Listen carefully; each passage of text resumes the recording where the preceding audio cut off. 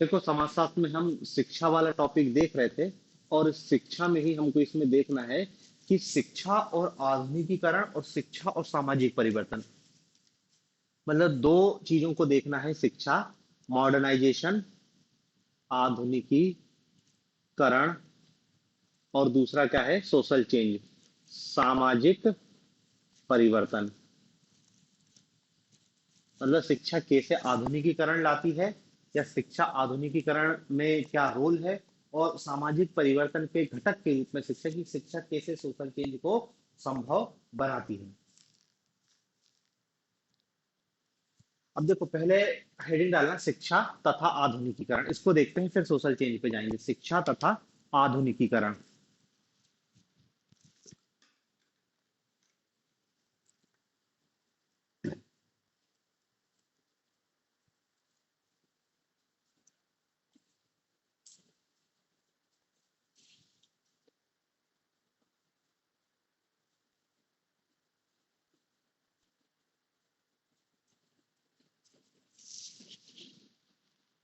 अब देखो, सबसे पहले तो क्या है ना,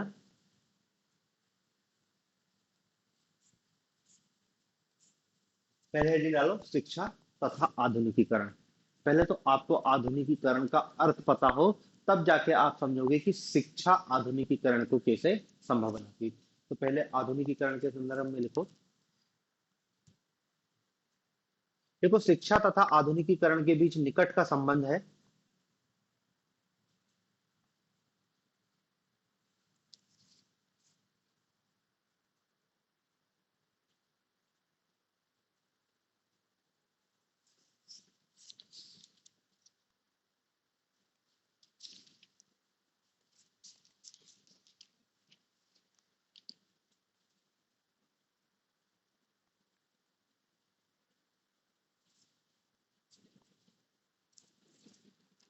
विभिन्न विद्वानों ने आधुनिकीकरण को अलग अलग रूपों में परिभाषित किया है। विभिन्न विद्वानों ने आधुनिकीकरण को अलग अलग रूपों में परिभाषित किया है। मेरियन जे लेवी, मेरियन जे लेवी, मेरियन जे लेवी ने आधुनिकीकरण को प्रौद्योगिकी वृद्धि के रूप में परिभाषित किया है।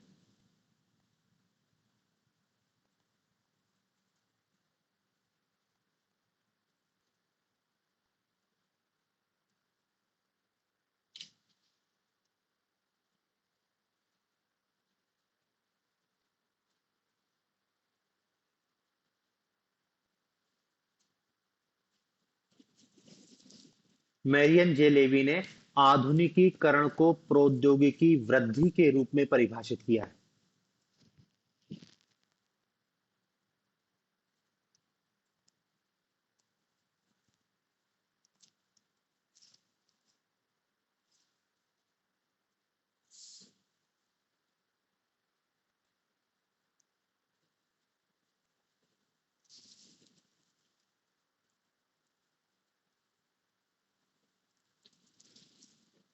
फिर लिखना, मरियम जेलेबी मॉडर्नाइजेशन क्या कहते हैं।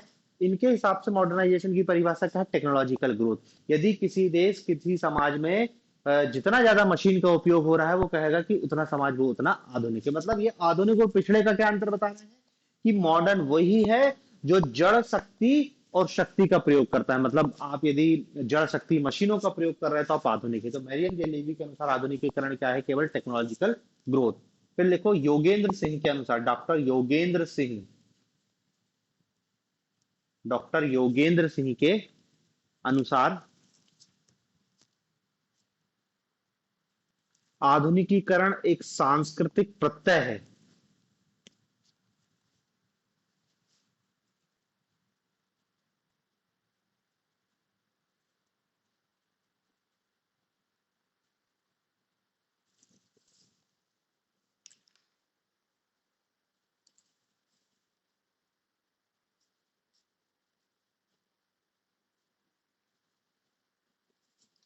सांस्कृतिक प्रत्यय है जिसमें तार्किक, अभिवृत्ति, सार्वभौमिक दृष्टिकोण,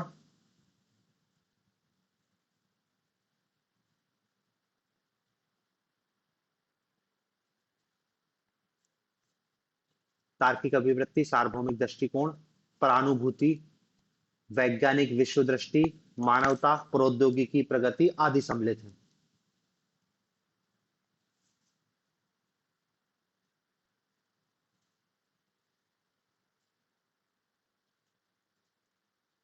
परानुभूति, वैज्ञानिक विश्व दृष्टि,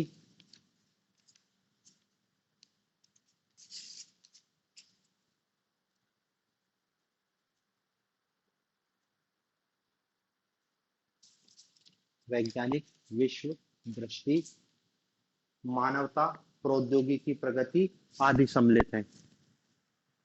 प्रौद्योगिकी प्रगति आदि सम्मिलित है।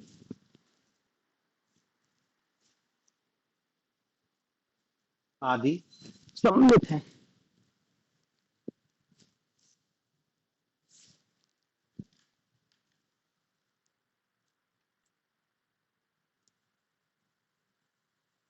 फिर देखो अगला, डॉक्टर एस सी दुबे के अनुसार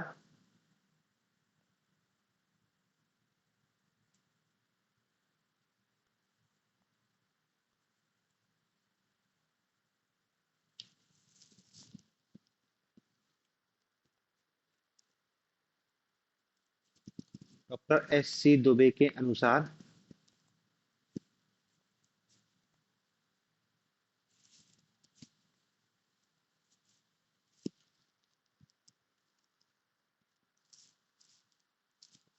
आधुनिकीकरण मूल्यों से मुक्त है और इसका कोई निश्चित मॉडल या मार्ग नहीं है।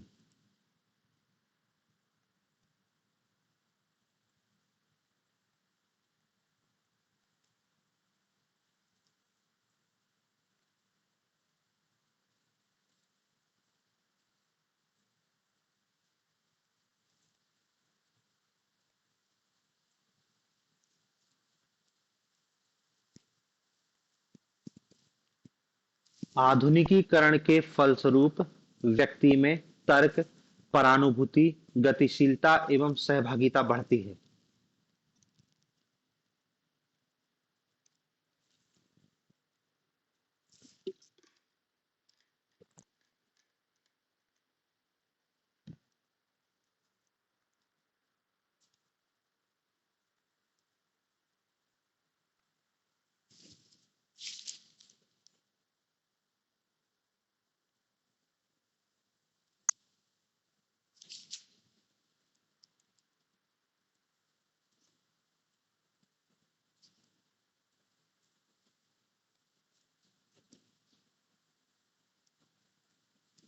पैराग्राफ चेंज करके लिखना, डॉक्टर दुबे शिक्षा को आधुनिकीकरण का एक सशक्त साधन मानते हैं।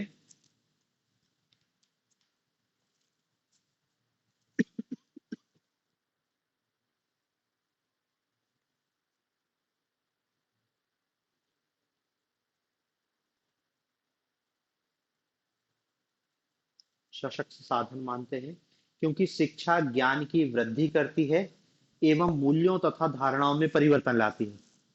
शिक्षा ज्ञान की वृद्धि करती है तथा मूल्यों एवं धारणाओं में परिवर्तन लाती है।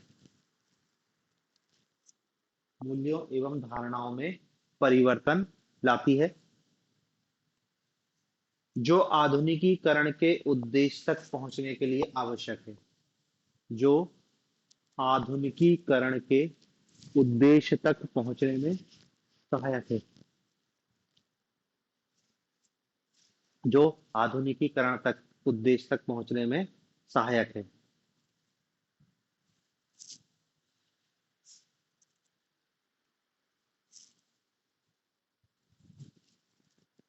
ठीक है, देखो आधुनिकीकरण और शिक्षा, तो मॉडर्नाइजेशन को अलग अलग समाजशास्त्री ने अलग अलग रूप में परिभाषित किया है। जैसे लेवी तो कहता है केवल टेक्नोलॉजिकल एडवांसमेंट है, वही आधुनिकीकरण है, लेकिन योगेंद्र सिंह उसको सही रूप में बताते हैं कि आधुनिकीकरण के केवल मॉडर्नाइजेशन कोई फैशन नहीं है जिसको ओढ़ लिया जाए, मॉडर्नाइजेशन के तहत क्या है, तार्किक, वैज्ञानिक विश्व दृष्टिकोण, मानवता, ये सारी चीजें हैं, आपकी सोच विचार में परिवर्तन आता है, वही क्या है, मॉडर्नाइजेशन है। मतलब और भी अलग अलग समाजशास्त्री ने अलग अलग रूप में परिभाषित किया है कि भाई मॉडर्नाइजेशन के तहत नगरों का विकास होता है, साक्षरता दर में वृद्धि होती है, और क्या कहते हैं, मनुष्य की क्षमता में वृद्धि होती है। इस शब्द में समाजशास्त्र में आधुनिकीकरण को लिया है। अब देखो, इस आधुनिकीकरण को लाने में शिक्षा की मेन भूमिका है। मतलब शिक्षा एक टूल है जिसके माध्यम से हम मॉडर्नाइजेशन को ला सकते हैं, नई सोच, लोगों में सोचने की क्षमता। क्योंकि एस सी दुबे क्या कह रहा है, एस सी दुबे यही बता रहे हैं कि भाई शिक्षा आधुनिकीकरण का एक सशक्त साधन है, क्योंकि शिक्षा मनुष्य के ज्ञान में वृद्धि करती है। और आप ज्ञान को जानते हो कि ज्ञान अंधकार को दूर करता है, व्यक्ति में सोचने समझने की शक्ति विकसित होती है, व्यक्ति में सोचने समझने की शक्ति आती है, उसकी तार्किकता बढ़ती है, तो वही व्यक्ति का है, मॉडर्न है। मॉडर्न का मतलब ये विवाद भी बहुत लंबा है कि आधुनिकीकरण एक शब्द यूज होता है, पश्चिमीकरण, वेस्टर्नाइजेशन। तो दरअसल क्या है, हम आधुनिकीकरण के नाम पे क्या, हम जो कुछ देखते हैं, हम जो कुछ हैं, हम दरअसल क्या है, वेस्टर्न है, मॉडर्न नहीं है। वेस्टर्न होने और मॉडर्न होने में बहुत अंतर है। वेस्टर्न के तहत क्या है, अब वेस्टर्न होना बहुत आसान है। वेस्टर्न होने के तहत क्या है, आप वेस्टर्न के कपड़ों को ओढ़ लो, उनके खान पान को ओढ़ लो, उनकी भाषा को ओढ़ लो, आप वेस्टर्न हो गए। और ये वेस्टर्न जैसे कोई अपनाता है, अपने आप उसको क्या है, आधुनिक मानने लगते हैं। कोई भाई जीन्स पहन रहा है, अंग्रेजी बोल रहा है, उसका खाना पीना पश्चिम के जैसा है, तो हम क्या बोलेंगे, बहुत मॉडर्न बन रहा है। जबकि ये मॉडर्न की सही परिभाषा नहीं है।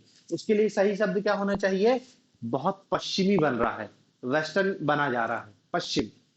मॉडर्न में तो क्या है, हो सकता है कि कोई व्यक्ति धोती कुर्ता पहने, लेकिन उसकी सोच क्या हो, तार्किक हो, वो अंधविश्वासी ना हो, पाखंडी ना हो, तार्किक सोचता हो, वैज्ञानिक विश्व दृष्टि हो, पूरी दुनिया की उसको जानकारी हो, कार्य कारण संबंधों के आधार पर चीजों को देखता हो, तो हो सकता है वो व्यक्ति मॉडर्न हो। मतलब देखो, दो विरोधाभास है। हो सकता है कि कोई देखने में बिल्कुल लगे पश्चिमी, उसके कपड़े लत्ते, बोलचाल, रहन सहन, सब कुछ पश्चिम के जैसा हो, ठीक है ना, लेकिन हो सकता है वो व्यक्ति आधुनिक ना हो।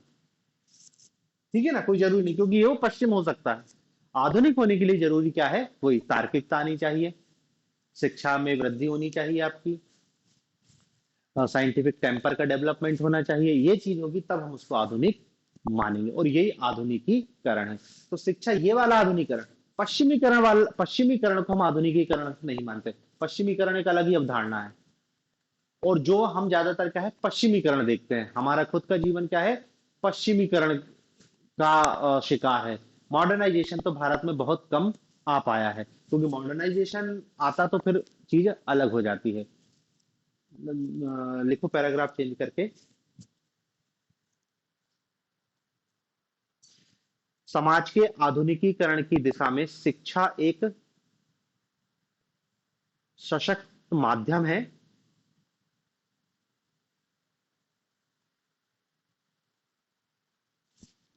शिक्षा एक सशक्त माध्यम है,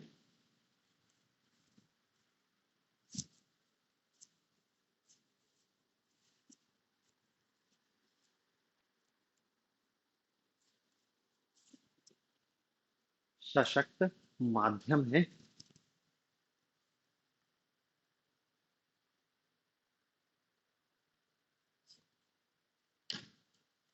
परंतु भारत में परंपरा और आधुनिकता विरोधाभास के रूप में मौजूद है।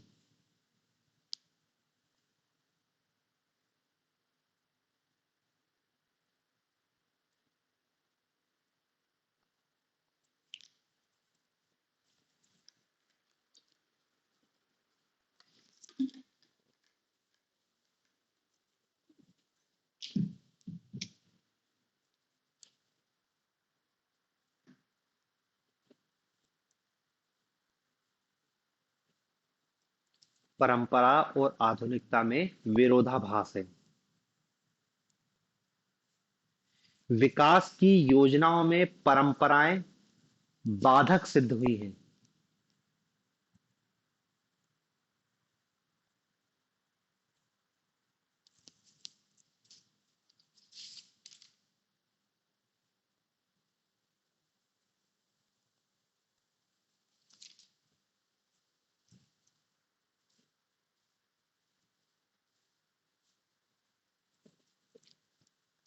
बाधक सिद्ध हुई है। जातीयता व सांप्रदायिकता ने राष्ट्रीय दृष्टिकोण में बाधा बाधा पैदा की। जातीयता व सांप्रदायिकता ने राष्ट्रीय दृष्टिकोण में बाधा पैदा की।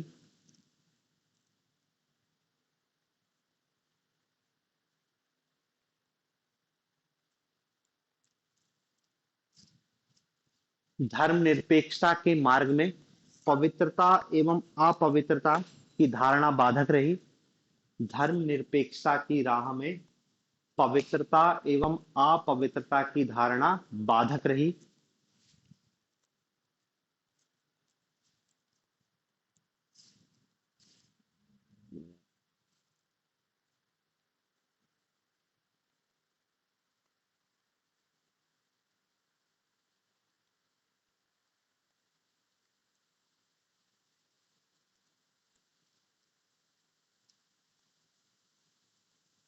बाधक रही। विवेक के विकास में धर्म, धार्मिक संस्कार तथा कर्म कांड बाधक है। विवेक के विकास में धर्म, धार्मिक संस्कार तथा कर्म कांड बाधक हैं।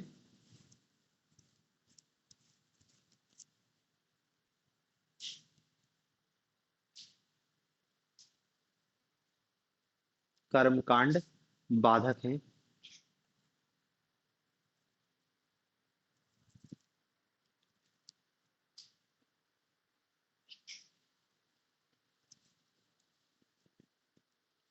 परंपरा प्रदत्त पदों को चाहती है, जबकि आधुनिकता अर्जित पदों को महत्व देती है।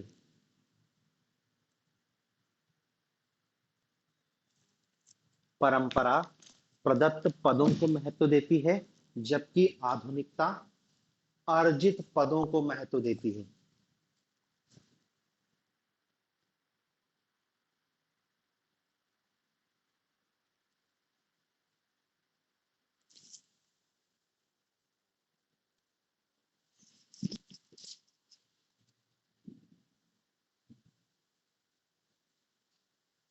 इस प्रकार भारत के आधुनिकीकरण में कई बाधाएं हैं।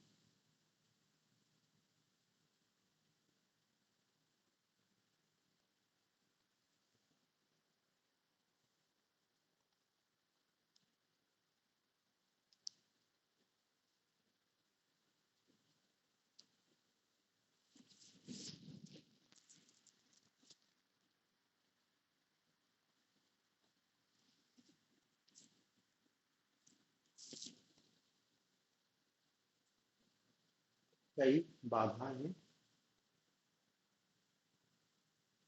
और अशिक्षा इन बाधाओं का मूल कारण है।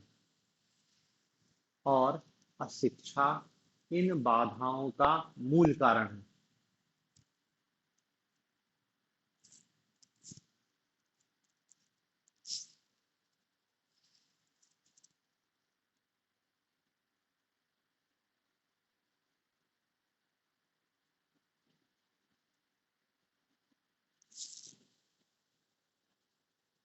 जैसे जैसे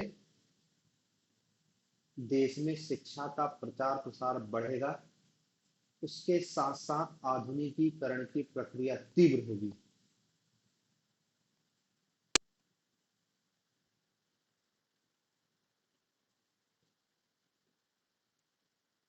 जैसे जैसे देश में शिक्षा का प्रचार प्रसार होगा, आधुनिकीकरण की प्रक्रिया तीव्र होगी।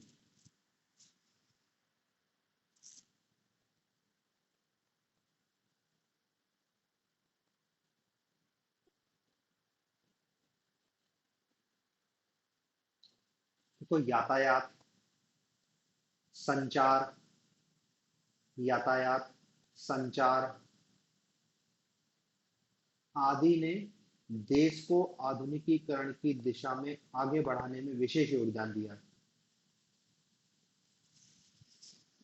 यातायात, संचार आदि ने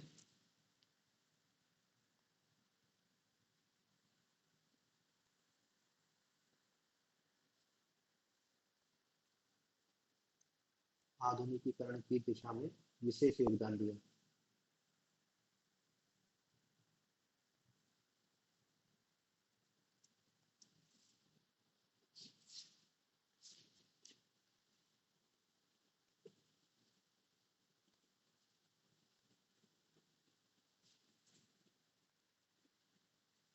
शिक्षा और संचार के साधनों की तीव्र गति के विकास से, शिक्षा और संचार के साधनों के तीव्र गति से विकास के फलस्वरूप,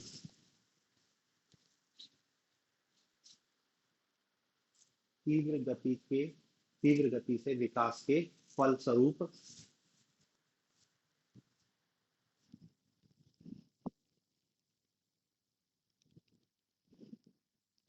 भारत में भौतिक और सांस्कृतिक परिवर्तन हो रहे हैं।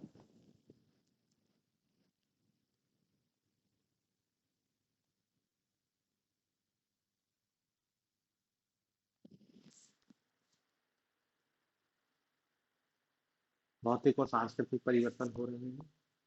भारतीय गांव भी समय के साथ बदल रहे हैं। भारतीय गांव भी समय के साथ बदल रहे हैं।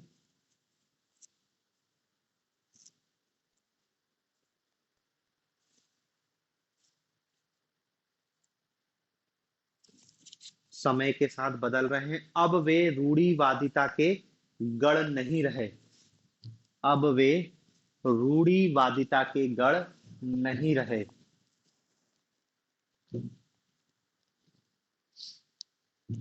अब वे रूढ़िवादिता के गढ़ नहीं रहे। और ये सब शिक्षा के व्यापक प्रसार और आधुनिकीकरण की दिशा में आगे बढ़ने से संभव हुआ है। ये सब शिक्षा के व्यापक प्रसार और आधुनिकीकरण की दिशा में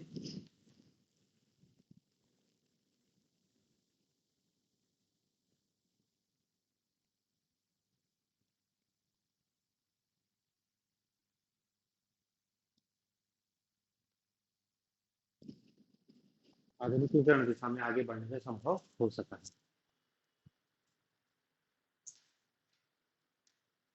देखो, हमने शिक्षा और आधुनिकीकरण के बीच संबंध को देखा है कि शिक्षा आधुनिकीकरण को लाने का सबसे बेस्ट टूल है। आधुनिकीकरण मतलब वही तार्किकता, सोच, ये सब चीज लाने का, सब चीज आधुनिकीकरण में शामिल है। आपकी प्रौद्योगिकी भी बदलेगी और आपकी सोच भी बदलेगी, ये आपका मॉडर्नाइजेशन है।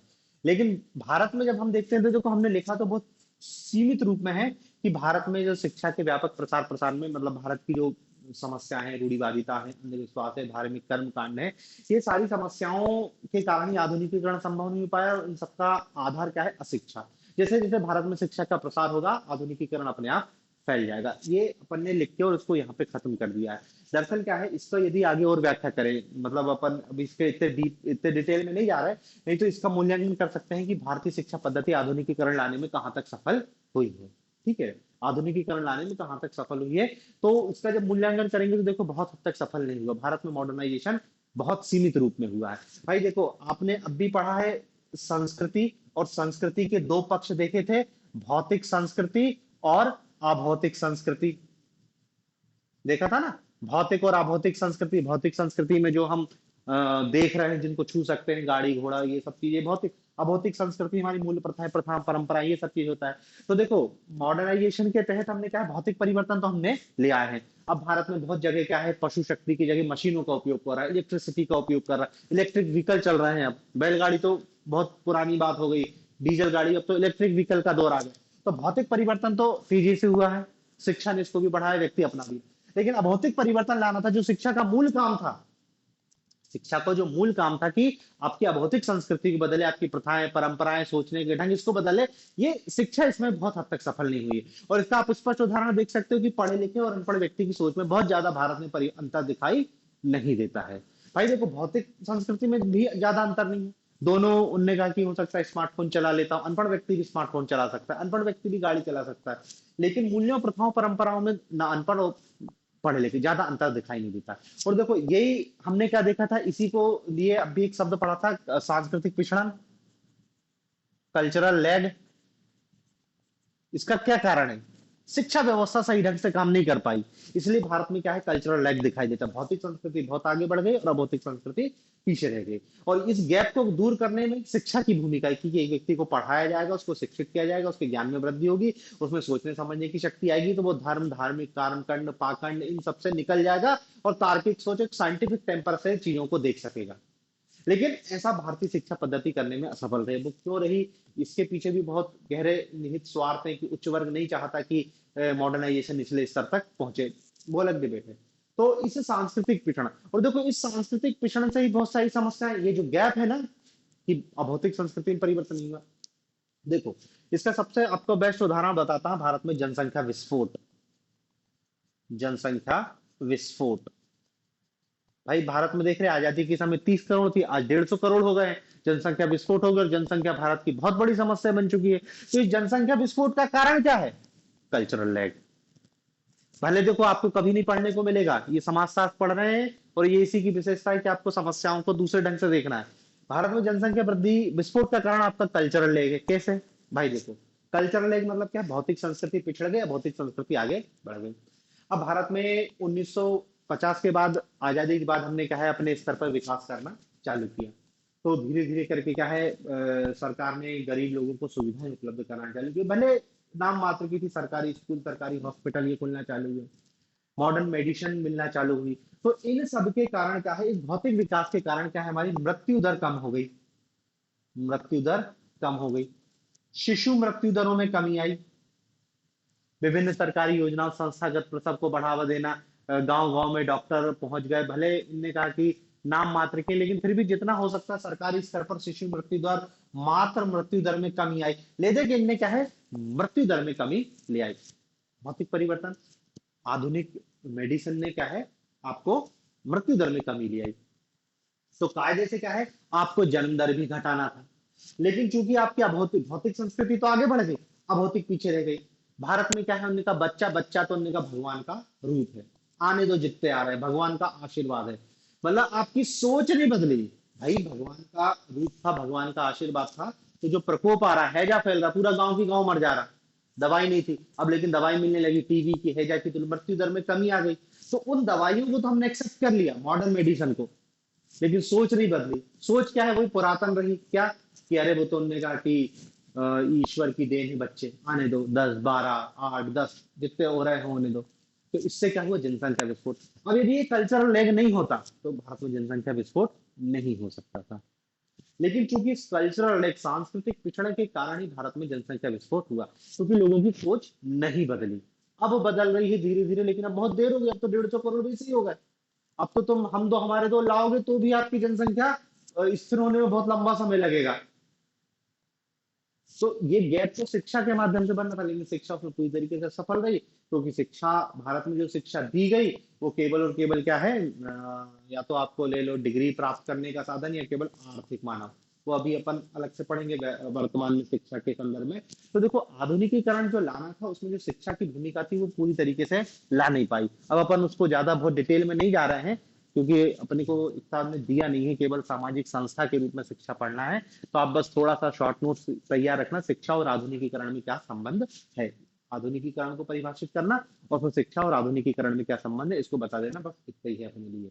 मतलब इसको बहुत डिटेल में देख सकते हैं, लेकिन अपने काम का वो है नहीं, आएगा नहीं अपने पेपर में। अब दूसरा देखते हैं, सामाजिक परिवर्तन और शिक्षा। सामाजिक परिवर्तन के घटक के रूप में शिक्षा, के घटक के रूप में शिक्षा।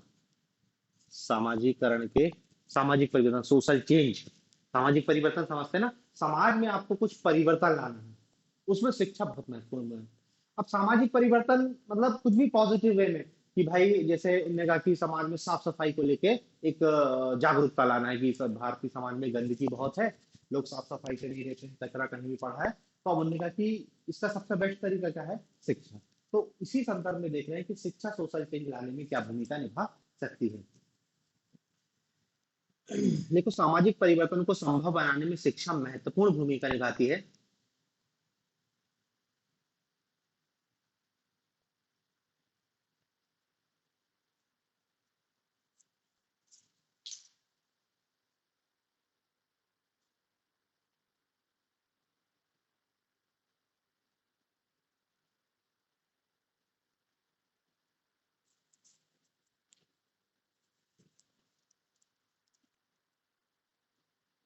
शिक्षा एक और व्यक्ति और समाज की आवश्यकताओं की पूर्ति में योग देती है। शिक्षा एक और व्यक्ति और समाज की आवश्यकता पूर्ति में योग देती है।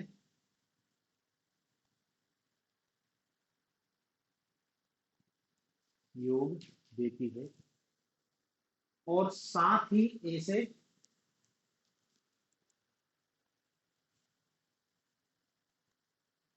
विचारों का प्रचार प्रसार भी करती है। और साथ ही इसे विचारों का प्रसार प्रचार भी करती है जो इच्छित या वांछनीय सामाजिक परिवर्तन के हित में होते हैं। इसे विचारों का प्रचार और प्रसार भी करती है जो इच्छित या वांछनीय सामाजिक परिवर्तन, इच्छित या वांछनीय सामाजिक परिवर्तन के हित में होते हैं।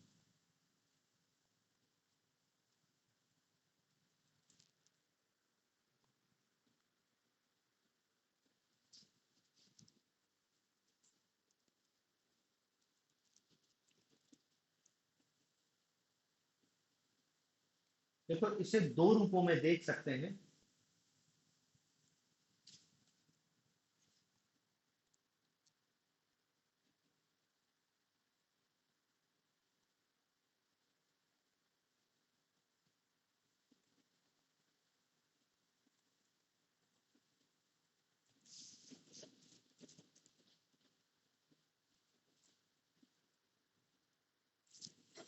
दो रूपों में देख सकते हैं।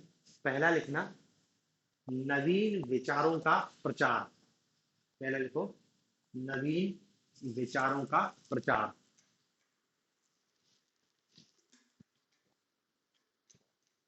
लिखो इसमें नवीन विचारों के प्रचार में।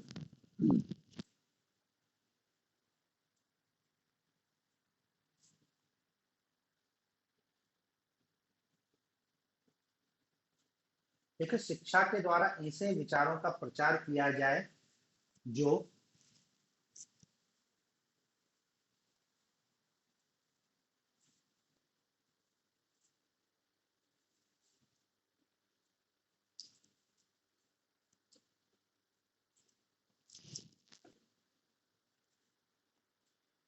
ऐसे विचारों का प्रचार किया जाए जो परिवर्तन के अनुकूल पर्यावरण बनाने में योग दें।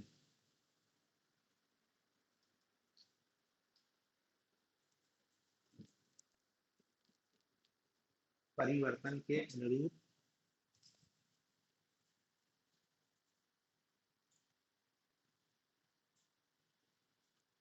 पर्यावरण बनाने में योग दे सकें।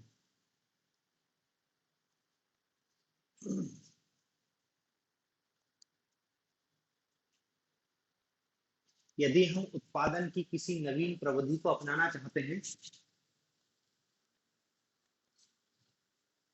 यदि हम उत्पादन की किसी नवीन प्रविधि को अपनाना चाहते हैं,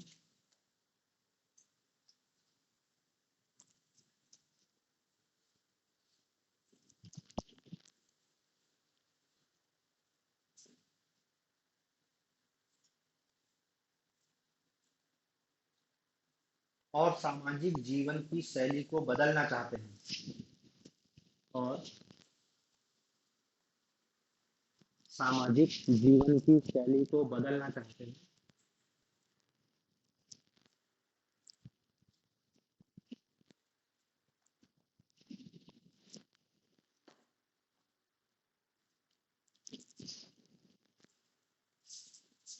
बदलना चाहते हैं, तो ये आवश्यक है कि शिक्षा के द्वारा नवीन विचारों का प्रचार किया जाए।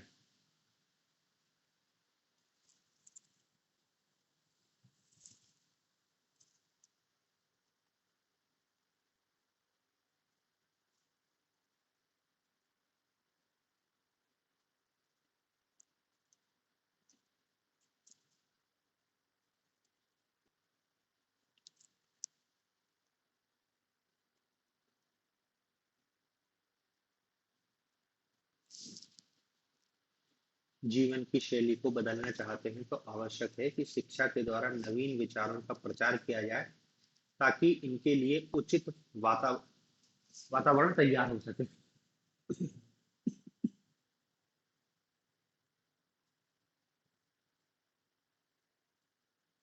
जैसे भारतीय ग्रामीण समुदाय में शिक्षा के द्वारा, जैसे भारतीय ग्रामीण समुदाय में शिक्षा के द्वारा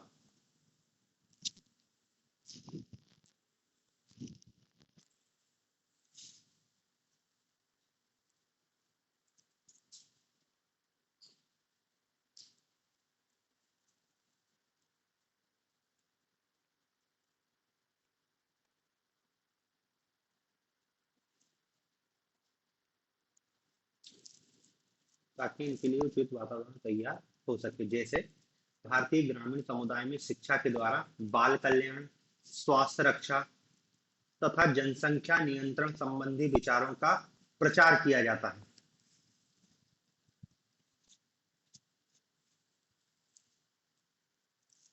बाल कल्याण, स्वास्थ्य रक्षा तथा जनसंख्या नियंत्रण संबंधी विचारों का प्रचार किया जाता है।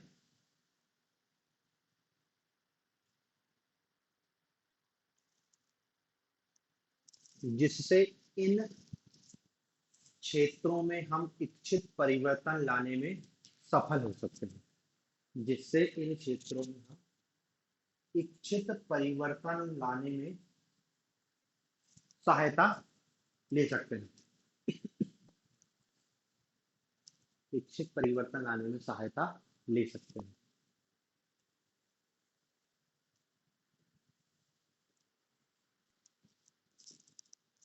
ठीक है, देखो सिंपल सा है। क्या लिखा है कि सामाजिक परिवर्तन के घटक के रूप में शिक्षा, तो शिक्षा सामाजिक परिवर्तन लाती है। कैसे लाती है कि भाई जब कोई समाज में आपको नया आइडिया इंट्रोड्यूस करना हो तो उसका प्रचार प्रसार में शिक्षा बहुत महत्वपूर्ण भूमिका निभाती है। क्या है कि शिक्षा के सिलेबस में आप वो चीज शामिल कर दो, लोगों को पढ़ाओगे, लिखाओगे, समझोगे, तो क्या है नई चीजों को अपनाने में आसानी होगी। तो किसी भी चीज का प्रसार प्रचार करने के लिए क्या है शिक्षा एक बहुत सशक्त माध्यम हो सकता है। आपका पर्यावरण के प्रति आपको जागरूकता लाने में तो सिलेबस में पर्यावरण से संबंधित चीजें शामिल कर दी, या फिर व्यक्ति को आपने पढ़ा लिखा दिया है तो फिर जैसे क्या है ना कि गाँव गाँव में उनका दीवार पे कुछ स्लोगन लिख दिया है तो व्यक्ति पढ़ेगा, उससे उसको जागरूकता आएगी। कोई पैम्पलेट, कोई इस टाइप के कार्यक्रम आयोजित करवाएंगे तो क्या है व्यक्ति में जागरूकता आएगी। तो कोई भी नया विचार यदि समाज में लाना है और हमको किसी निश्चित दिशा में परिवर्तन लाना है तो शिक्षा एक बहुत सशक्त टूल हो सकता है कि आप देखोगे कुछ ही सालों के अंतर्गत आपको समाज में परिवर्तन दिखाई देगा, जैसा परिवर्तन आप चाहते हो। तो जैसा परिवर्तन चाहेंगे आपको आपके शिक्षा पद्धति में वैसा बदलाव करना पड़ेगा और वो बदलाव आपको कुछ समय समाज में आपको दिखाई देगा। ठीक है, लेकिन देखो आप किसी भी नए विचार को समाज में प्रचार प्रसार करो, खूब प्रचार प्रसार करो, हो सकता है समाज उस नए विचार को अपनाए ही ना। समाज उस नए विचार को नहीं अपना, देख रहा है, सुन रहा है, पढ़ रहा है, सब कुछ है, लेकिन उसको अपना नहीं रहा। तो केवल और केवल शिक्षा के माध्यम से नए विचारों का प्रचार प्रसार करने से परिवर्तन नहीं आएगा। शिक्षा के माध्यम से ये भी ध्यान रखना पड़ेगा कि वो जो नया विचार है उसको वो स्वीकार करे। जब तक स्वीकार नहीं करेगा परिवर्तन नहीं आएगा। भाई जनसंख्या नियंत्रण लागू करने वाला, परिवार नियोजन कार्यक्रम लागू करने वाला भारत दुनिया का पहला देश है। 1951-52 में लागू कर चुके थे परिवार नियोजन कार्यक्रम, लेकिन भारत में कोई परिवर्तन नहीं। भारत में जनसंख्या विस्फोट हो गया। क्यों? क्योंकि वो जो कार्यक्रम था उसमें प्रचार प्रसार तो खूब हुआ, लेकिन लोगों ने उसको अपनाया नहीं। तो जब तक परिवर्तन नहीं आएगा, जब तक लोग उस नए विचार को अपनाएंगे, तो ये भी हमको शिक्षा के माध्यम से तय करना पड़ेगा कि उस नए विचार को अपनाएं। तो पहला पॉइंट तो क्या है, अपन ने लिखा नवीन विचारों का प्रचार। दूसरा पॉइंट लिखो नवीन विचारों का सात्मीकरण।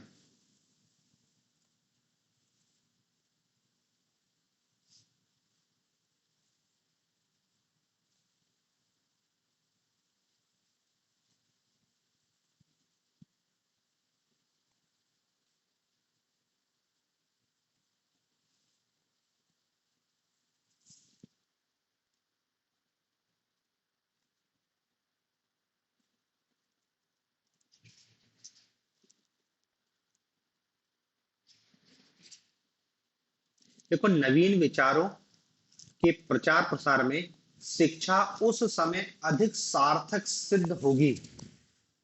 नवीन विचारों के प्रसार प्रचार प्रसार में शिक्षा उस समय अधिक सहायक सिद्ध होगी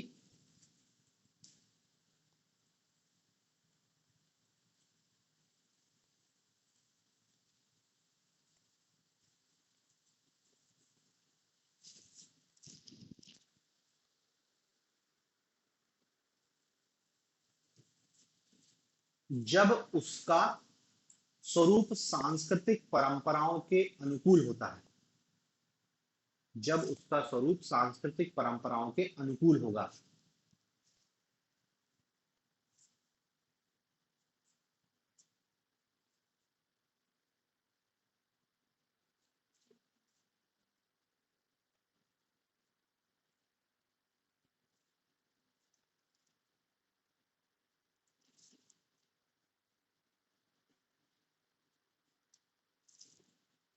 जब तक किसी विचार प्रविधि या परिवर्तन से होने वाले लाभ जब तक किसी विचार प्रविधि या परिवर्तन से होने वाले लाभ का स्वरूप समुदाय की दृष्टि से स्पष्ट नहीं होता,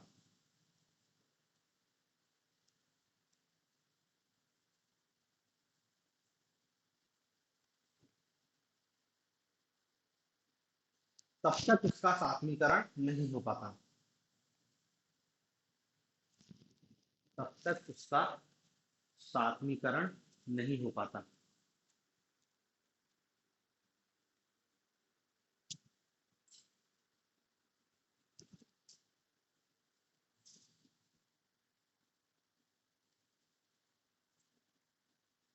अतः शिक्षा का मुख्य दायित्व किसी नवीन विचार प्रविधि आदि से होने वाले लाभों को लोगों को स्पष्ट करना है।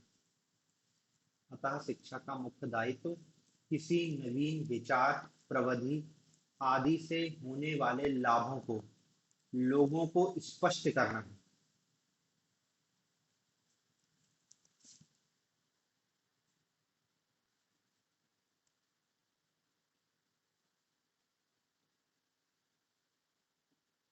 होने वाले लाभों लाभों को लोगों को स्पष्ट करना है।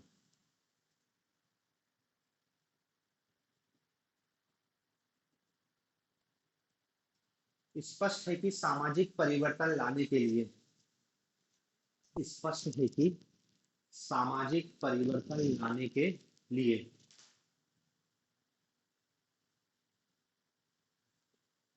शिक्षा के माध्यम से नवीन विचारों तथा प्रविधियों के सात्मीकरण को संभव बनाया जाना चाहिए। स्पष्ट है कि सामाजिक परिवर्तन लाने के लिए शिक्षा के माध्यम से नवीन विचारों तथा प्रविधियों के सात्मीकरण को संभव बनाया जाना चाहिए।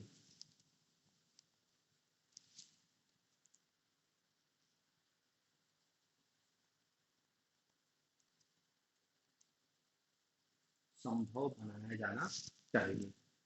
ठीक है ना, मतलब लोग नई चीज को तभी अपनाएंगे जब उनको स्पष्ट होगा कि इसको अपनाने से हमको लाभ होगा, कोई हानि नहीं होगी।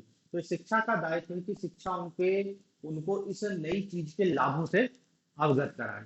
यदि व्यक्ति को लगेगा कि हाँ इससे उसको लाभ होगा, ये उसकी सांस्कृतिक परंपराओं के विपरीत नहीं है, तो व्यक्ति फिर उसको आसानी से अपना लेगा, और अपना लेगा मतलब सात्विकरण हो जाएगा। और जब सात्विकरण अपना लेगा तो परिवर्तन फिर आसानी से हो जाएगा। यदि वो नहीं अपनाएगा तो कितने प्रचार प्रसार कर लो उसका, आपको परिवर्तन नहीं होगा। ठीक है, तो देखो सामाजिक परिवर्तन घटक के रूप में शिक्षा आपको केवल दो स्वरूप में ही बताना है, नवीन विचारों के प्रसार प्रसार में और नवीन विचारों के सात्मीकरण में। इन दोनों क्रियाओं के माध्यम से हम सामाजिक परिवर्तन समाज में संभव बना सकते हैं। ठीक है, तो देखो शिक्षा और आधुनिकीकरण और शिक्षा और सामाजिक परिवर्तन, मतलब अपन शॉर्ट नोट्स के रूप में इसको तैयार करना बहुत मुश्किल है, इससे लंबा क्वेश्चन आएगा। तो अपने लिए तो बस अभी इतना ही काफी है। ठीक है, आगे इसमें थोड़ा सा और बचा है, उसको अपन कल देखेंगे।